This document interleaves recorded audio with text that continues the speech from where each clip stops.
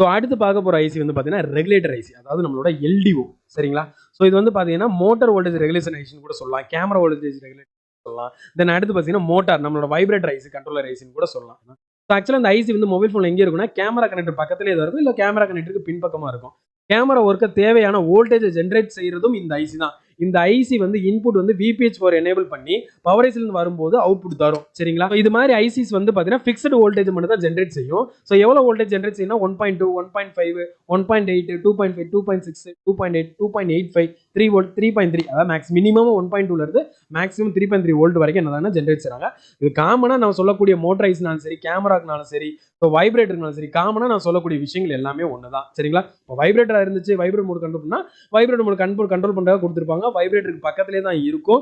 So motor ஒர்க்கை தேவையான voltage enable பண்றது இந்த ஐசி தான், ஜென்ரேட் செய்யக்கூடியது இந்த ஐசி. ஸோ இதுக்குரிய சிக்னல் வந்து நம்மளோட சிபியூல இருந்து வரக்கூடிய சிப்செட் எனேபிள் சிக்னல் வந்தால் மட்டும்தான் இந்த ஐசி என்னன்னா ஒர்க் ஆகும். சரிங்களா? ஸோ இந்த வீடியோ நம்ம பார்த்த ஐசிஸை பற்றி உங்களுக்கு ஏதாவது டவுட்ஸ் இருந்துச்சு அப்படின்னா தாராளமாக கமெண்ட் செக்ஷனில் தெரிவிங்க. ஸோ இந்த வீடியோ உங்களுக்கு பிடிச்சிருந்துச்சுன்னா லைக் பண்ணுங்க, சப்ஸ்கிரைப் பண்ணுங்க, மறக்காம பெல் பண்ணி.